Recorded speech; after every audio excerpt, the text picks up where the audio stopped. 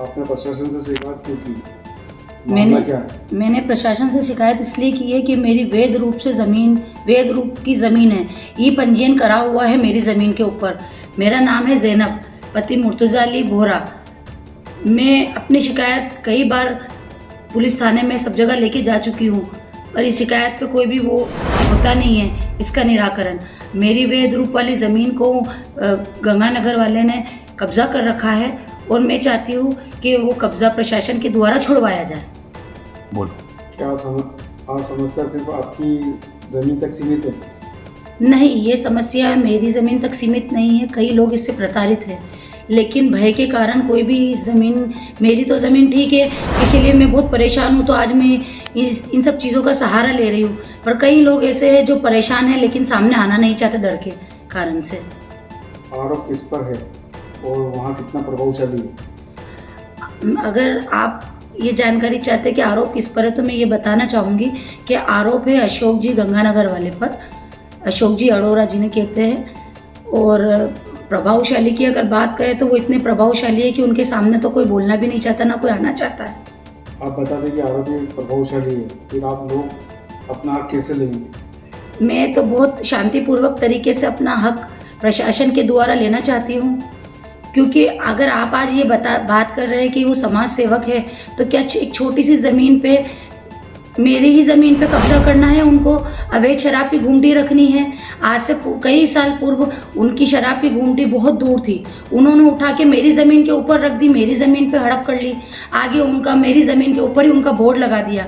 कई बार उनको बोलने के बावजूद भी उन्होंने ना तो वो बोर्ड हटाने की वो करी, ना ही वो पीछे से प्रिकास्ट तोड़ के पीछे से कब्जा कर रहे हैं। मेरी वो समस्या एक और बढ़ गई है, इस चीज़ से मुझे परेशानी है। क्या आपने पुलिस प्रशासन को पहले जानकारी दी थी? मैंने पुलिस प्रशासन को भी कई बार इस बारे में अवगत कराया है, लिखित द्वारा कलेक्टर साहब को, एसपी साहब को भी मैंने अवगत करवाया है इन सब चीज़ों से, लेकिन अभी तक इन सब चीज़ों में मेरी कोई सुनवाई हुई नहीं है।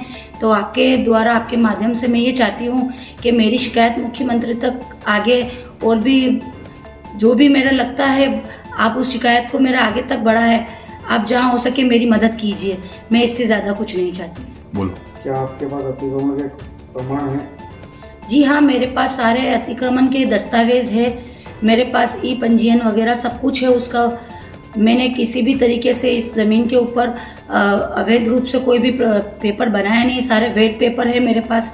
और इन्होंने जो अवैध कब्जा किया है इनकी शराब की गुमटी रख के और जबरन कब्जा किया है, उस चीज़ के लिए भी मैंने वीडियो बनाई है और उनके वहाँ के लोगों से भी कितनी बार शिकायतें की है।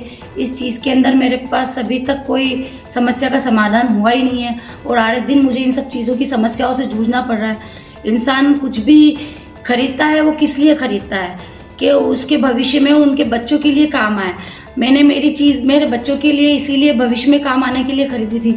मुझे नहीं पता था कि आप इतने पावरफुल इंसान हो कि मैं आज मेरी जीविका चलाने के लिए जिस ज़मीन को मैंने लिया आप उस पर ही कब्जा कर लोगे, मेरा सब कुछ ख़त्म हो जाएगा। आपके डर के कारण से ना तो कोई ज़मीन खरीदना चाहता है, ना ही आप उस पर मुझे कुछ करने देना चाहते हैं। उल्टा मेरे घर पे आके 3-4 बार लोग मेरे घर की बेल बजा के मुझे धमका के चले जाते हैं। ये तो तरीके नहीं है। आप एक कहते हैं कि आप समाज सेवक है, तो फिर समाज सेवक की भूमिका निभाते हुए ये पीछे समाज सेवक की आड़ में क्या हो रहा है? आप एक महिला को धमकवा रहे हैं, क्या ये अच्छी बात तो नहीं है? समाज सेवक का मतलब ये होता है कि आप हर इंसान को लेके चले, आम जनता को साथ लेके चले। लेकिन आपने ये सब चीज़ें करके ये तो साबित कर दिया कि आप एक बहुत पावरफुल प्रतिभाशाली व्यक्ति है, तो आपके सामने कोई कुछ बोल नहीं पाता है।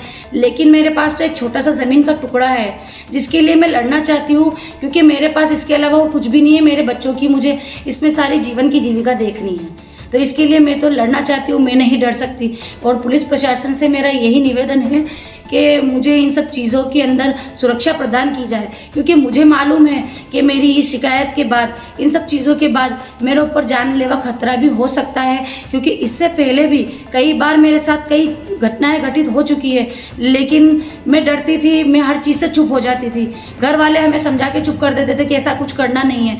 लेकिन अब मैं बहुत परेशान हो चुकी हूँ, मुझे मेरे बच्चों का आगे भविष्य के लिए सुरक्षा प्रदान की जाए और इन सब वहाँ से गुमटी हटा के क्योंकि ये गुमटी अवैध रखी हुई है, किसी सरकार के द्वारा ये गुमटी नहीं रखी हुई है। इसलिए मैं सिर्फ आपसे यही चाहती हूँ, निवेदन यही है मेरा कि ये गुमटी हटाई जाए, मेरी प्रॉपर्टी पे जो अवैध कब्जा हुआ है उसको हटाया जाए, और बहुत शांतिपूर्वक तरीके से मैं निवेदन करती हूँ। आप जनता से क्या कहना चाहेंगे, खासकर उन लोगों के लिए जो इतने प्रभावशाली लोगों से डरते हैं? मैं सभी जनता से यही निवेदन करना चाहूँगी कि इतने प्रभावशाली व्यक्ति से जिस तरह से आप डर रहे हैं, आप सब आगे आए। आप आगे आएंगे तो हम जैसे लोगों का और हम जैसे से आप लोगों का सपोर्ट बनेगा। इतनी परेशानियां होने के बावजूद भी, मेरे पास कुछ नहीं होने के बावजूद भी मैंने तो हिम्मत दिखाई है, और सभी से मैं यही निवेदन करती हूँ कि सभी लोग आगे आए इन सब चीज़ों के अंदर और अपना अपना हक प्राप्त करें। आपका नाम क्या है एक्चुअल में, और आपकी ज़मीन किस जगह पर और किस लोकेशन पे है? मेरा नाम जैनब है, पति मुर्तज़ा और जाति बोहरा है। मैं नीमच में अभी 36 में निवास कर रही हूँ, 36B में। और मेरी ज़मीन, जिसके लिए मैं विवादित ज़मीन की बात करूँ तो डुंगलाउडा में है, और इनकी शराब की गुमटी वहीं पर रखी हुई है मेरी ज़मीन के ऊपर। मेरी ज़मीन के ऊपर ही इनका बोर्ड भी लगा हुआ है। 30 बाई 30 की ज़मीन है। इन्होंने अपना कब्जा करते हुए उस ज़मीन को कम कर दिया है और पीछे से भी सारी प्रिकॉशन तोड़ दी है।